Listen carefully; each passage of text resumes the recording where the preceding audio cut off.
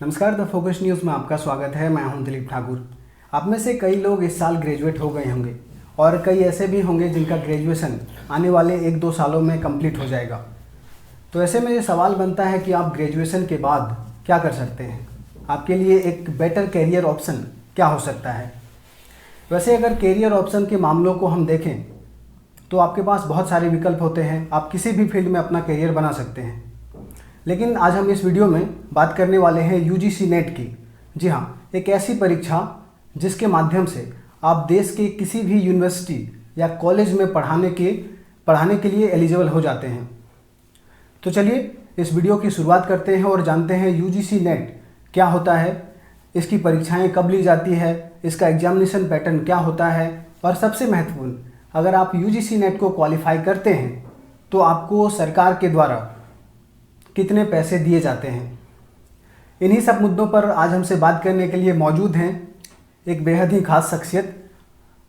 हमारे साथ मौजूद हैं लक्ष्मीकांत सिंह, जो डीएवी पीजी कॉलेज, जो काशी हिंदू विश्वविद्यालय का ही एक अंग है, उसके असिस्टेंट प्रोफेसर।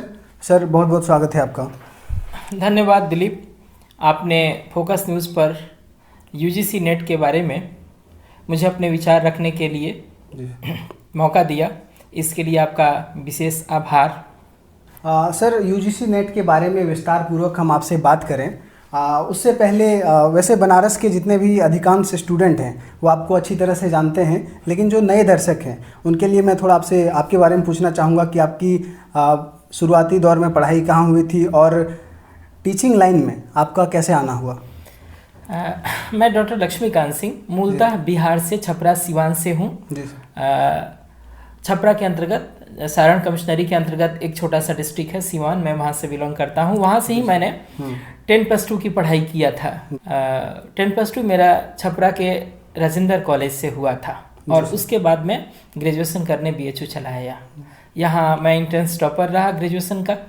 यहाँ से मैंने बीए किया, फिर एमए किया और इसके बाद मैंने बीएचयू के ही फैकल्टी ऑफ एजुकेशन से बीएड का प्रशिक्षण प्राप्त किया। तत्पश्चात फिर कुछ दिनों तक के लिए दिल्ली जाना हुआ। 3 साल आईएएस की तैयारी किया, मेंस दिया और इसके बाद अपना चौथा अटेम्प्ट बचा हुआ था, उसको छोड़ के मुझे पीएचडी ज्वाइन करना पड़ा यहाँ पे आके। तो तब तक मेरा जेआरएफ हो चुका था 2009 में। जी सर। और जेआरएफ के थ्रू मैंने बीएचयू के डिपार्टमेंट ऑफ हिस्ट्री में प्रोफेसर बिंदा परांजपे, जो एक महान इतिहासकार हैं, जी सर, उनके साथ में पीएचडी ज्वाइन किया और अब पीएचडी मेरी कंप्लीट भी हो चुकी है। मैं बीएचयू के ही एक affiliated college DAV PG college में as a assistant professor in history में कार्यरत हूँ। सर, आपकी बहुत लंबी फहरिस्त है और आपने जो सफलता के मुकाम हासिल किए हैं वो काबिले तारीफ़ है और प्रेरणादायक है हम सभी छात्रों के लिए। आगे हम बात करना चाहेंगे यूजीसी एग्ज़ाम के बारे में। सर, सबसे पहले मेरा सवाल यही है कि यूजीसी नेट ये परीक्षा क्या है। नेट का मतलब एनईटी, नेशनल एलिजिबिलिटी टेस्ट होता है, राष्ट्रीय पात्रता परीक्षा। जी सर। और दूसरा जेआरएफ, जूनियर रिसर्च फेलोशिप। तो इसमें यूजीसी जो नेशनल टेस्टिंग एजेंसी यूजीसी के अंतर्गत ही एक टेस्ट कराती है और उसमें जो टॉप मेरिटोरियस छात्र होते हैं, लगभग 95 विषयों में ये परीक्षा संख्या आयोजित की जाती है और उसमें जो सबसे मेरिटोरियस, जो ऊपर के टॉप कैंडिडेट होते हैं, उनको जेआरएफ स्कॉलरशिप मिलता है, फेलोशिप मिलता है और बाकी जो बचे हुए लोग हैं सेलेक्ट तो हुए रहते हैं लेकिन उनका नंबर कम होता है तो वो नेट कहलाते हैं। जी सर, मतलब अगर आपका मार्क्स थोड़ा अधिक होता है तो आप जेआरएफ के लिए क्वालिफाई कर जाते हैं और अगर थोड़ी मार्क्स कम रहती है तो आप नेशनल एलिजिबिलिटी टेस्ट को क्रैक कर लेते हैं और जितने भी देश की यूनिवर्सिटी हैं वहाँ पर आप पढ़ाने के लिए एलिजिबल हो जाते हैं। हाँ बिल्कुल दिलीप, सही कह रहे हैं आप, क्योंकि जो पूरे देश में यूजीसी के गाइडलाइन के अकॉर्डिंग जो मिनिमम असिस्टेंट प्रोफेसर के लिए मिनिमम क्राइटेरिया है वो नेट ही है। जेआरएफ करने पर आपको फेलोशिप मिलता है और साथ ही साथ जो असिस्टेंट प्रोफेसर का एपीआई स्कोर होता है तो एपीआई स्कोर में आपके 2 मार्क्स और ऐड हो जाते हैं, यही फायदा है। तो और कुछ विशेष नहीं है, लेकिन जो मिनिमम जो रिक्वायरमेंट है, क्राइटेरिया है, वो पूरे हिंदुस्तान में असिस्टेंट प्रोफेसर के लिए नेट ही है। जी सर, ये नेट और जेआरएफ के बारे में आपने बताया, इसमें क्या डिफरेंस है ये आपने समझ लिया होगा। तो अब हम जानना चाहते हैं कि इसका जो एग्जामिनेशन का पैटर्न होता है ये कैसा होता है, इसमें कितने पेपर्स होते हैं और इसका पूरा एग्जामिनेशन का पैटर्न आप हमें समझाइए। आज यूजीसी नेट का जो एग्जाम होता है इसके 2 पेपर होते हैं। पहले 3 पेपर हुआ करता था, लेकिन आज फर्स्ट पेपर और सेकंड पेपर है। फर्स्ट पेपर जो होता है उसमें जनरल अवेयरनेस से सवाल होते हैं, उसके 10 सेगमेंट हैं। इसमें 10 सेगमेंट में टीचिंग एप्टीट्यूड है, रिसर्च एप्टीट्यूड है, कंप्रीहेंशन है, कम्युनिकेशन है, मैथमेटिकल रीजनिंग है, लॉजिकल रीजनिंग है, डेटा इंटरप्रिटेशन है, इंफॉर्मेशन एंड कम्युनिकेशन टेक्नोलॉजी है, पीपल डेवलपमेंट एंड इन्वायरमेंट है, एंड हायर एजुकेशन सिस्टम। ये 10 सेगमेंट से फर्स्ट पेपर जो होता है जनरल अवेयरनेस, इससे सवाल बनते हैं 5-5 लगभग। सबसे अगर एवरेज मान लीजिए तो 50 सवाल होते हैं। ये मतलब 50 जो फर्स्ट पेपर होता है यूजीसी नेट का, वो जनरल अवेयरनेस का होता है। हाँ, जनरल अवेयरनेस का सब चीजें हैं इसमें, 10 सेगमेंट से सब चीजें पूछता है, जिसमें कि 50 क्वेश्चन टोटल पूछे जाते हैं और 100 नंबर का होता है। 100 नंबर का होता है और इसके लिए आपको टोटल 60 मिनट्स का टाइम मिलता है। 1 घंटे में आपको ये पूरे 50 सवाल करने हैं, 2-2 नंबर के 100 नंबर का सवाल है।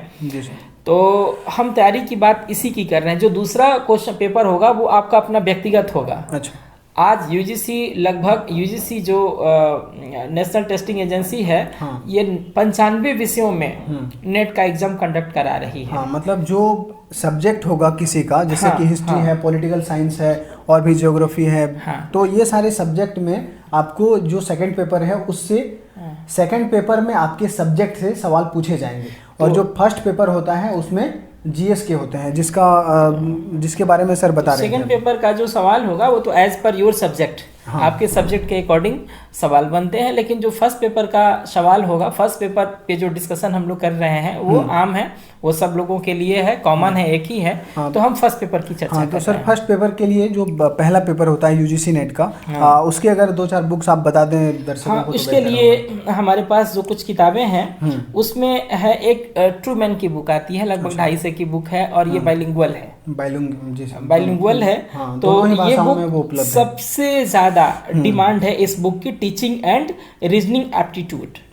टीचिंग एंड रीजनिंग एप्टीट्यूड की एक दूसरी भी बुक आती है, अरिहंत की है, जो कम पॉपुलर है। क्योंकि दुकान वाले के पास आप जाएंगे तो दुकान वाले जिस पब्लिकेशन की बुक में उसको ज्यादा फायदा मिलता है उसका आपको नाम बताएगा, लेकिन ऐसा नहीं करने का है। उन लोगों से मिलने का है जो जेआरएफ या जिनका कोचिंग या कुछ ऐसा है जिससे कि आपका कुछ सीधे सीधे लाभ नहीं जुड़ा हुआ है, उनसे आप बात करिए तो वो सबसे बेस्ट पब्लिकेशन और बुक का नाम बताएंगे। और जो दूसरा है एक केवीएस मदान की बुक है, ये काफ़ी फेमस बुक है। दिलीप, सबसे पहले मैं बताना चाहूँगा कि जो नेशनल टेस्टिंग एजेंसी है ये ऑर्गेनाइज कराती है ये एग्ज़ाम। ये साल में 2 बार एग्ज़ाम कराती है, एक जून में कराती है और दूसरा दिसंबर में कराती है। जो एग्ज़ाम जून में कराती है फरवरी तक इसका एडवर्टीजमेंट आ जाता है, नोटिफिकेशन आ जाता है। जी सर, फरवरी में नोटिफिकेशन आ जाता है और स्टार्टिंग मार्च में से फॉर्म फिलअप करने शुरू हो जाते हैं। इसके बाद से आपको अप्रैल तक आपको लास्ट डेट रहता है, फॉर्म फिलअप कर देने हैं। इसके बाद जो दूसरा होता है, दूसरा सेशन एक दिसंबर का सेशन होता है, तो उसमें भी इसी तरह से सितंबर में फॉर्म आ जाते हैं और उसके बाद से आपको लास्ट सितंबर तक उसको भरना होता है। अच्छा, एक चीज इसमें और है, यूजीसी नेट का फॉर्म जब आप भरते हैं तो इसमें करेक्शन करने का भी ऑप्शन आता है। जी सर, करेक्शन। तो दिसंबर के 20 से 25 दिसंबर के बीच में ये दूसरा जो एग्जाम है, साल का दूसरा नेट का एग्जाम है, वो भी संपादित हो जाता है और जनवरी तक रिजल्ट आ जाता है। जबकि जून वाला जो एग्जाम हुआ है उसका जुलाई में रिजल्ट आ जाता है। तो इस तरह से जुलाई और जनवरी में इसके रिजल्ट क्रमशः आ जाते हैं। पहला एग्जाम नेट का जून में होता है और दूसरा एग्जाम दिसंबर में, जैसा कि सर ने कहा। तो सर आप जानना चाहेंगे कि इसके लिए एलिजिबल कौन है, कौन इस फॉर्म को अप्लाई कर सकता है, कौन भर सकता है? हाँ श्योर दिलीप, इसके लिए जो एलिजिबिलिटी क्राइटेरिया है इसमें आपको सब जिस विषय से आप नेट देना चाह रहे हैं उस संबंधित विषय में आपको परास्नातक यानी पीजी होना चाहिए, पोस्ट ग्रेजुएट होना चाहिए जी सर। और उसमें भी जो अनरिजर्व लोग हैं तो यानी जो जनरल कैटेगरी के लोग हैं उनको 55% मिनिमम मार्क्स की जरूरत पड़ती है। जी सर, मतलब पोस्ट ग्रेजुएशन में आपको कम से कम 55% मार्क्स चाहिए। लेकिन सर एक चीज़, बहुत सारे बच्चों को ये कन्फ्यूज़न होता है और ये स्वाभाविक भी है, क्योंकि बहुत सारे लोग होते हैं जो एमए फर्स्ट ईयर में ही, मतलब ग्रेजुएशन कंप्लीट करने के बाद जब वो एमए में एडमिशन लेते हैं, दाखिला लेते हैं, उसके फर्स्ट ईयर में ही अप्लाई कर देते हैं। क्या फर्स्ट ईयर का एग्ज़ाम देने के बाद नेट के लिए हम एलिजिबल हैं या नहीं हैं? हाँ बिल्कुल सही कहा, लेकिन सबसे पहले मैं अपने पहले जब आपको कंप्लीट कर लूँ उसमें 55% मार्क्स की जरूरत तो पड़ती है जनरल लोगों के लिए, और उसके बाद जो रिजर्व कैटेगरी के लोग हैं उनको 50% मार्क्स की जरूरत पड़ती है। अब आते हैं आपके दूसरे सवाल पे। तो इसमें प्रथम वर्ष में जब आप पीजी के प्रथम वर्ष में है, फर्स्ट ईयर में है, तब आप एग्जाम नहीं दे सकते हैं। दो कंडीशन है, या तो आप पीजी का एग्जाम दे चुके हो, आप एमए सेकंड यानी फाइनल ईयर में हो, या फिर आप फाइनल ईयर का एग्जाम दे रहे हो या दे चुके हो, एपियरिंग या एपियर्ड हो चुके हो फाइनल ईयर के एग्जाम में। क्योंकि जब आप यूजीसी नेट या जेआरएफ क्रैक कर लेते हैं तो आपको जैसे जेआरएफ निकालने के बाद आपको यूजीसी 2 इयर्स का आपको टाइम देती है कहीं पीएचडी में इनरोल्ड होने के लिए, और इस बीच में अगर इनरोल्ड हो गए तो आपका स्कॉलरशिप जो है फेलोशिप स्टार्ट हो जाता है। बाय द वे, अगर आप 2 इयर्स में भी पीएचडी में कहीं इनरोल्ड नहीं हुए तो आपका जेआरएफ इनवैलिड हो जाएगा। अच्छा, मतलब कि 2 साल तक वैलिड रहता है अगर हम नेट का एग्जाम देते हैं और उसमें हम सफलता प्राप्त करते हैं। हाँ, जीआरएफ तो हमेशा के लिए वैलिड होगा, स्कॉलरशिप के लिए वैलिड होगा केवल 2 साल के अंदर, विद इन 2 इयर्स। अच्छा सर, जैसे कि आपने पहले भी कहा कि नेट क्वालिफाई करने पर जो स्टूडेंट होता है वो यूनिवर्सिटी और कॉलेज में पढ़ाने के लिए एलिजिबल हो जाता है। वो चाहे तो रिसर्च भी कर सकता है आगे, लेकिन उसको जो सरकार के द्वारा जो स्टाइपेंड दी जाती है, जो पैसे दिए जाते हैं, वो नहीं दिए जाते हैं। सर इसमें थोड़ा मैं आपसे इसके बारे में थोड़ा और डीपली जानना चाहूँगा कि जो जीआरएफ करता है उसको क्या लाभ मिलता है, और जो सिर्फ नेट ही क्वालिफाई कर पाता है उसको क्या प्रेफरेंस मिल पाती है? हाँ, आज ये बहुत सारे युवाओं का सवाल है कि स्कॉलरशिप जो होता है यूजीसी स्कॉलरशिप क्या क्राइटेरिया है, कितने पैसे मिलते हैं, किसको मिलते हैं। तो एक चीज़ तो क्लियर है कि जिनका जेआरएफ है उनको पहले 25,000 और एसआरएफ को 30,000 मिलता है, उसमें अब थोड़ा सा चेंज हो गया है, और जेआरएफ को 31,000 और एसआरएफ को 35,000 मिल रहा है। इसमें जो जेआरएफ का जो टाइम पीरियड होता है वो 2 इयर्स का होता है। यूजीसी नेट को आप क्वालिफाई करते हैं और अगर आपका मार्क्स सही रहता है और आप जेआरएफ भी क्वालिफाई कर लेते हैं तो आपको सरकार के द्वारा पर मंथ 35,000 ना सर? हाँ, 31,000 जेआरएफ के लिए और 35,000 एसआरएफ सीनियर रिसर्च फेलोशिप, वो 2 साल के बाद ऑटोमेटिक एसआरएफ हो जाएगा अगर आपकी पीएचडी कंटिन्यू चलती है 2 साल के बाद भी तो। और इसके बाद आपको एचआरए भी मिलता है। एचआरए छोटे छोटे शहरों में आपको sir HRA house rent allowance होता है, हाउस रेंट अलाउंस। हाँ, तो उसमें आपको 10% छोटे शहरों के लिए होता है, और जो मेट्रोपॉलिटन शहर है तो जैसे जिनकी आबादी 10 लाख से ज़्यादा होती है, जैसे पटना हो गया, बनारस, आगरा, इलाहाबाद, कानपुर, ऐसे शहर, तो इनके लिए 20% एचआरए का प्रावधान है यूजीसी के द्वारा। लेकिन जो मेगापोलिस सिटी है जिसमें दिल्ली, मुंबई, कलकत्ता, मद्रास, बेंगलुरु और हैदराबाद, ऐसे शहरों के लिए 30% एचआरए मिलता है। अच्छा, मतलब जो आपका टोटल स्कॉलरशिप है उसी का 30%। अच्छा, टोटल स्कॉलरशिप जो दिया जाएगा, मान के चलिए जूनियर रिसर्च फेलोशिप के लिए, जीआरएफ के लिए 31,000 और उसके अलावे एचआरए अलग से दी जाती है कंटिजेंसी में।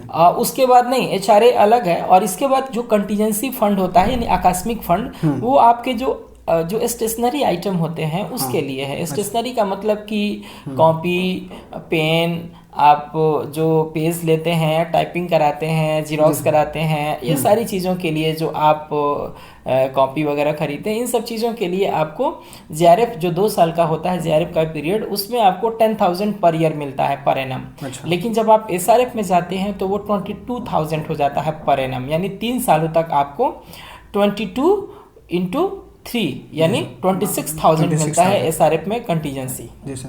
तो आपने अब तक ये समझ लिया होगा कि यूजीसी नेट परीक्षा क्या होती है। अगर आप इसे क्वालिफाई करते हैं तो आपको क्या क्या बेनिफिट मिल पाएगा, नेट और जीआरएफ में क्या अंतर है, इसे भी आपने समझ लिया होगा सर से। काफ़ी अच्छी तरीके से इन्होंने इन सब बातों को आपको बता दिया है। अब हम बात करते हैं थोड़ा प्रिपरेशन स्ट्रेटेजी की। आप यूजीसी नेट की तैयारी कैसे कर सकते हैं, एक बेहतर प्लान क्या होना चाहिए सर, स्ट्रेटजी क्या होना चाहिए? क्योंकि बहुत सारे जो स्टूडेंट होते हैं वो ग्रेजुएशन के बाद एमए तो करते हैं लेकिन उनका यूजीसी नेट नहीं निकल पाता है, तो तैयारी कैसे करें कि जिसकी बाद वो यूजीसी नेट को क्रैक कर पाए? बहुत इंटरेस्टिंग है आपका ये सवाल। हम लोग भी अपने तैयारी का प्रिपरेशन के दिनों में जब दिल्ली रहते थे और नेट के लिए तैयारी करते थे या यूपीएससी के लिए, आईएएस के लिए, तो यूपीएससी तो पीटी मेंस क्रैक हो जाते थे लेकिन नेट नहीं निकलता था। और उस समय एक बहुत फेमस हम लोग के बीच में फ्रेज था या स्लोगन कह लें कि नेट और प्यार कभी भी हो सकता है, नेट और लव कभी भी हो सकता है। अब वो उसका दिन, महीना और जगह नहीं होता है, कभी भी कहीं से भी हो जाता है नेट। तो मैं इसको सही नहीं मानता हूँ। अगर इसका सही तरीके से प्रिपरेशन किया जाए, देखिए how to prepare UGC NET examination में सबसे पहले हम काफ़ी सेलेक्टिव होंगे जो हमारा स्टडी मटेरियल होगा उसके लिए। अच्छा, स्टडी मटेरियल में मतलब किसी जो जेआरएफ करना चाहता है उसे सेलेक्टिव होना पड़ेगा, काफ़ी सेलेक्टिव होना पड़ेगा क्योंकि आपके पास मार्केट में बहुत सारा स्टडी मटेरियल भरा पड़ा है। तो आप उसमें काफ़ी सेलेक्टिव होइए, कम से कम उनसे जिनका जेआरएफ निकला हो या इस विषय में, इस क्षेत्र में काफ़ी अनुभवी हो या कोई कोचिंग ट्यूशन वाला हो, तो जो जेआरएफ या नेट के लिए कोचिंग दे रहा हो उनसे एक बार राय लेनी होगी। और उसके बाद हम स्टडी मटेरियल लेंगे। स्टडी जो मटेरियल होगा हमारा, उसमें एक चीज़ का ध्यान देंगे कि जो स्टडी मटेरियल है वो काफ़ी सफिशिएंट है कि नहीं, और वो यूजेबल है कि नहीं, वो उपयोगी है कि नहीं, और उसमें कोई टॉपिक, कोई पॉइंट उसके बियॉन्ड ना जाए आपके विषय का। तो स्टडी मटेरियल अच्छा होना चाहिए और आप उसको 6 महीने पढ़िए लगातार और पूरा पढ़िए, थ्रोली उसका डीप स्टडी करिए। और उसके बाद जब जैसे ही एग्जाम आए, और जो आपको जब मैंने बताया अपने पहले आपके पहले सवाल में कि 2 मंथ आपको मिलता है रिवीजन करने का टाइम, तो वो जो 2 महीने का टाइम है उसमें उसको रिवीजन करिए, जो मार्क किए हैं या जो भी अंडरलाइन किए हैं अपने मटेरियल में, तो उस तरह से आप उसको रिवाइज करिए जितना अधिक से अधिक हो सके। और रिवाइज करने के बाद कुछ चीज़ों पर आपको ध्यान देना होगा। सबसे पहले आप अपने विषय में देखेंगे कि मेरा वीक पॉइंट क्या है, वीक पोर्शन क्या है मेरे सब्जेक्ट में, और उसको आप विशेष तवज्जो देंगे। साथ ही साथ आपको क्या करना होगा कि 5 साल या 10 साल का जो प्रीवियस ईयर क्वेश्चन पेपर्स होते हैं उसको लेना पड़ेगा, सॉल्व या अनसॉल्व कुछ भी हो, और उसको आप सॉल्व करिए। और उसके बाद आपको पता चल जाएगा कि आपके विषय से, आपके सब्जेक्ट के किस एरिया से सबसे ज़्यादा सवाल बनते हैं। आप 5-10 साल के क्वेश्चन पेपर को लेकर के एक ट्रेंड एनालिसिस कर सकते हैं कि क्या ट्रेंड है यूजीसी का हमारे विषय में क्वेश्चन पूछने का। सर ने जैसा बताया कि अगर आप एक स्ट्रक्चर्ड मैनर में अपने स्टडी मटेरियल को लिमिटेड रखते हैं तो आपकी जो तैयारी है वो अच्छी से हो सकती है। एक अंतिम टिप्स आपसे मैं चाहूँगा कि आप हमारे दर्शकों को बताएं जिससे वो अपनी तैयारी को बेहतर ढंग से यूजीसी नेट का कर सकें। आपकी कभी भी नर्वस नहीं होना है और प्रेशर में नहीं रहना है। बिंदास होकर एग्ज़ाम दीजिए और कॉन्शियस रहिए। जब भी एग्ज़ाम पड़े आपका, उसको कभी भी हल्के में नहीं लेना है। और हाँ, मटेरियल लेने में तो सेलेक्टिव रहिए, लेकिन सिलेबस जो पढ़ रहे हैं उसके तैयारी में सेलेक्टिव नहीं रहिए। आपको लगभग हर एरिया का, आपके विषय के हर एरिया का बैलेंस वे में आपको तैयारी करनी पड़ेगी और पूरे मनोयोग से आप पेपर दीजिए, आप कामयाब हो जाएंगे।